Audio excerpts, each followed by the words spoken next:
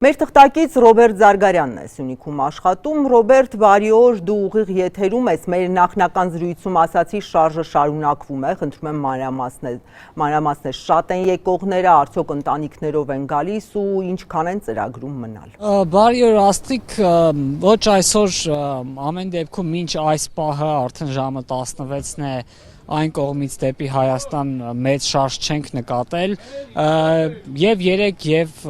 նախորդ օրը Իրանից սահմանն անցան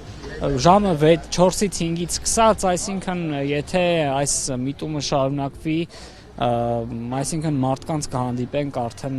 առաջիկա ժամերին, նախորդ օրերին մարդիկ պատմում էին, որ տեխնիկական խնդիրներ կան այնտեղ, ինտերնետի խափանումների պատճառով դժվար է այդ սահմանահատման այդ գործընթացը կազմակերպելը եւ նաեւ այդ պատճառով է այս հոսքը դանդաղ։ Չնայած առավոտյան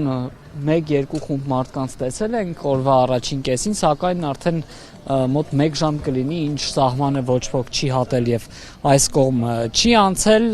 մոտ 1 ժամից արդեն հավանաբար շարժը կվերսկսվի, շատերն են գալիս, 3 տասնյակ մարդկանց հանդիպեցինք, ովքեր ընտանիքներով սահմանն անցան Հայաստանում անվտանգություն գտնելու համար, գալիս են եւ ընտանիքներ եւ առանձին մարդիկ, կան մարդիկ, ովքեր Հայաստանը որպես տարանցման հնարավորություն են օգտագործում այլ երկրներ տեղափոխվելու համար, սակայն քիչ չեն նաեւ այն մարդիկ, ովքեր պատրաստվում են առաջիկա շրջանում ամենայն դեպս Հայաստանում մնալ։ Աստղիկ, Ռոբերտ, Իրանում տիրող իրավիճակից ինչ են պատմում ու ինչ են ընդհանրապես մտածում տեղի ունեցողի մասին։ Աստղիկ, այն մարդկանց հետ ում խոսում եմ, բոլորն էլ ըստ էության նույնն են պատմում, որ քաղաքից է լինեն, որ հարվածները շատ են,